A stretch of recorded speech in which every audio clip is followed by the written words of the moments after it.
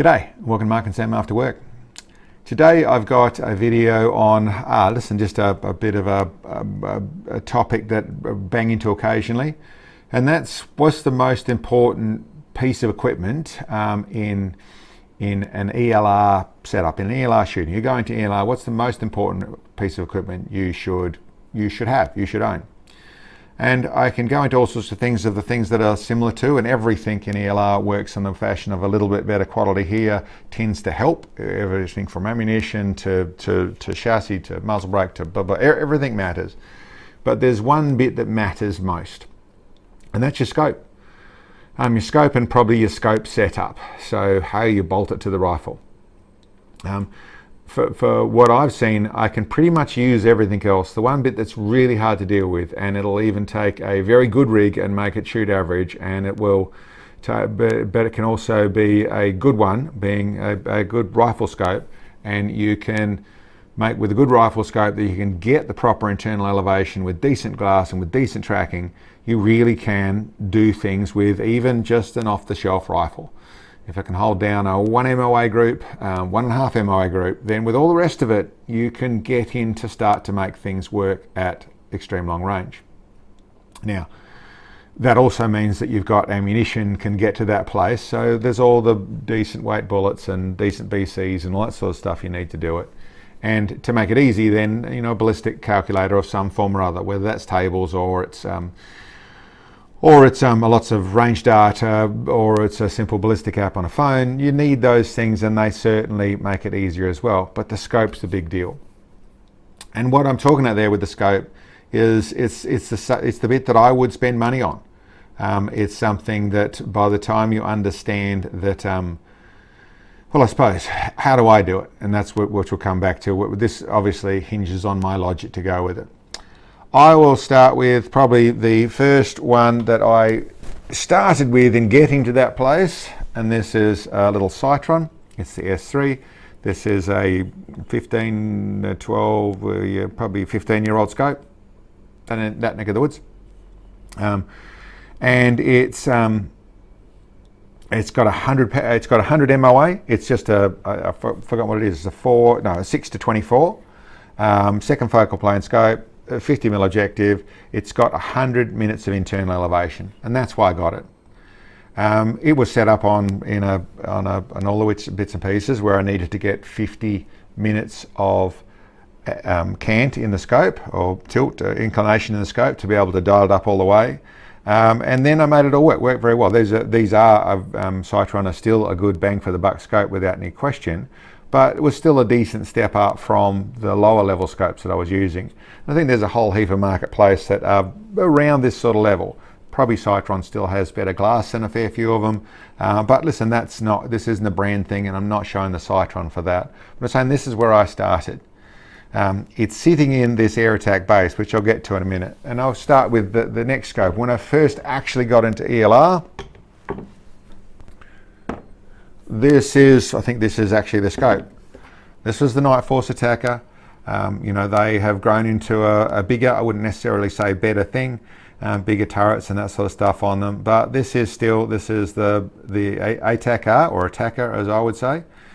Second focal plane, 5 to 25, 56mm objective, and this is what we did. This is the first time on 2 miles, all that sort of stuff. All sorts of different ways of doing it, but this is the scope I was using in that situation. I got this because one of the ways I do this sort of scope. Now, we've moved into close to a tier 1 sort of scope, and we've gone right to the top of the pile. And if you've got those sort of funds, then I'd totally suggest that. But in saying that, you can get to pretty close to that, and I'll go into some other scopes here in a minute, by getting good features in not quite that sort of budget.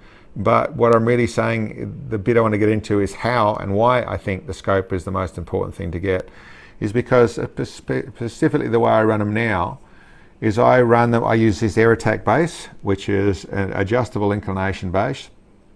And I do that for a couple of reasons. One, it gives me this scope setup normally would have 120 or a little bit more than 120 minutes of elevation.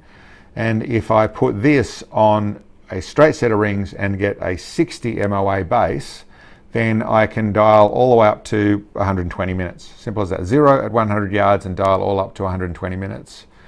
I use this adjustable base down here. When I do that and put it on that same 60 MOA rail, that custom rail, then I can get this up to 190 minutes. So it does, for the majority of what folks are going to use in the way of ELR, it does that without any problems. That's 190 minutes. But the other thing it does is it lets me put this on pretty much any rail. I can have a 0 and I can lift this up to 60. It's got adjustments from 0, 10, 20, 30, 40, 50, 60, 70 is what it goes up to. So I can put this on a dead straight rail, so it's got no inclination, lift this up to, this component up to 60, and I'm going to be pretty close to a 0 at 100 yards. Or I can have a 20 or a 30 or a 40 or a 50. I can have all different rails and I can just whack this scope straight on top. A couple of shots and you're zeroed, and it means I could actually have a dozen rifles or as many rifles as I want with all sorts of different bases, and this little combination bolts on top of any one of them, and with a quick setup I'm on there and I'm away and racing. So it means that then there becomes a budget conscious idea through the fact I'm not needing to get different rings, I'm not needing to get different scopes, I'm not needing to set up rifles. I can just set them up.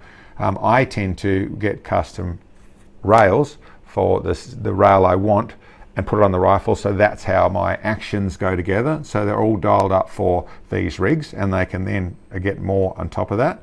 You can then, from when this is zeroed, you've got a 100 yard 0, and then you can go up another 70 if you want that for the ELR side of things. That's how I tend to do things.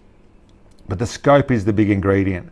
And of course, there's other adjustable bases. There's from the cold shot to the Ivy, that type of thing. You can make even more adjustment. But of course, with those, you could also use scopes without that internal elevation.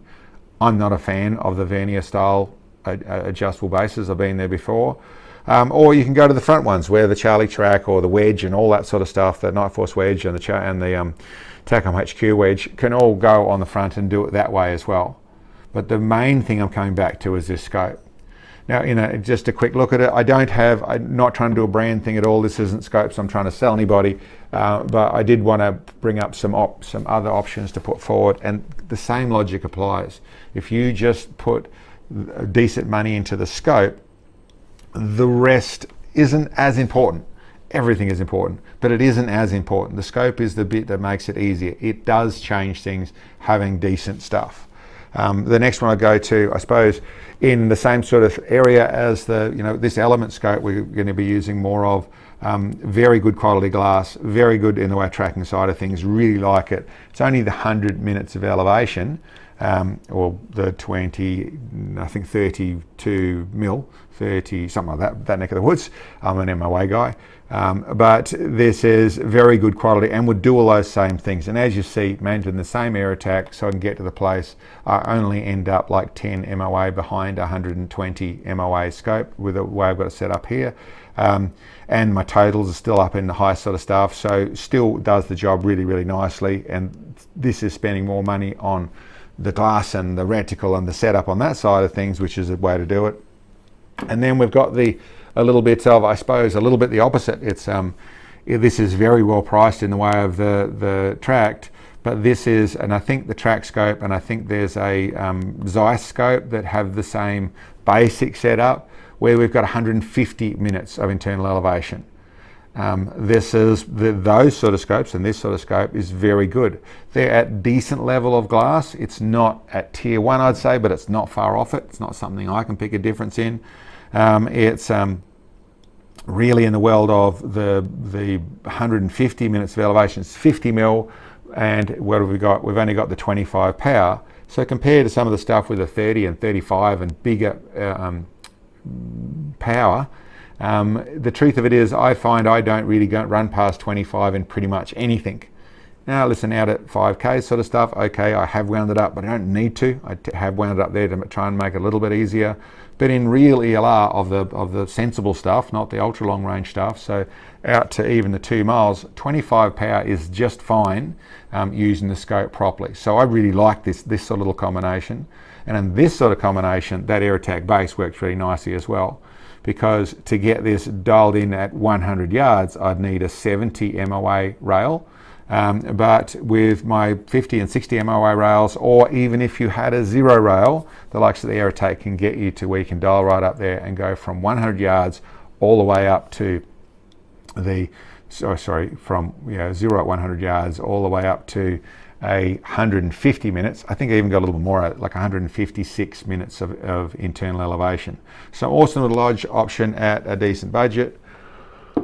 Or it is even conceivable to do this sort of thing here. This is the March. This is the Mini Genesis. For those people who haven't seen it, this one actually dials up. As you can see that, we're dialing up where it's sort of an internal elevation. You can adjust it on the knob, but it's actually got all the control of internal elevation while you're adjusting the whole scope. So looking through an optical center on that type of thing, so means you're not looking at different parts of the lens, you're looking straight through optical center is where your center is, because you're moving the whole scope. These are pricey.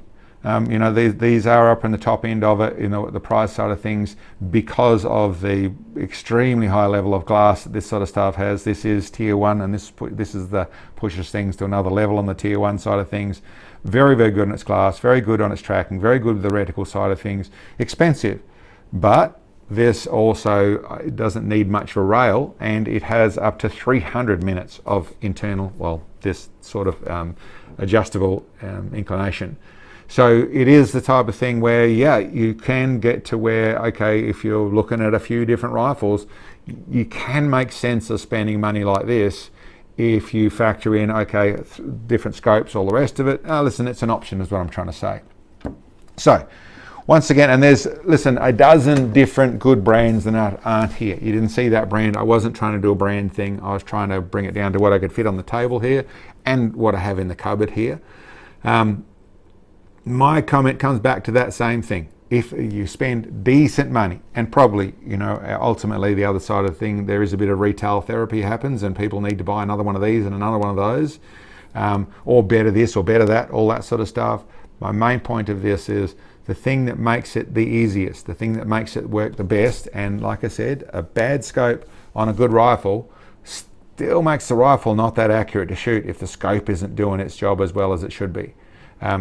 A good scope on a bad rifle, then you can actually make or an average rifle, you can actually make that work. Yes, there's going to be a little bit bigger group, there's going to be a bit of that sort of stuff, but with working with it, the scope is the bit that needs to have that adjustment, needs to have decent glass. Does a lot better glass make a difference? Does spending another $3,000 or $5,000 just for the glass? No, it doesn't. It's not that. It just needs to be clear. The reticle needs to be not in your face, so it stays reasonably small when you're powered in. That sort of stuff needs to be well designed and that type of thing. But is it a deal breaker if it's a little bit off? Not really. So basically, do your research to what you like and don't like. But it is the place that I would spend money above all else when it comes to an ELR rig. I'd probably say the same for other things, other shooting as well, but this one's about ELR.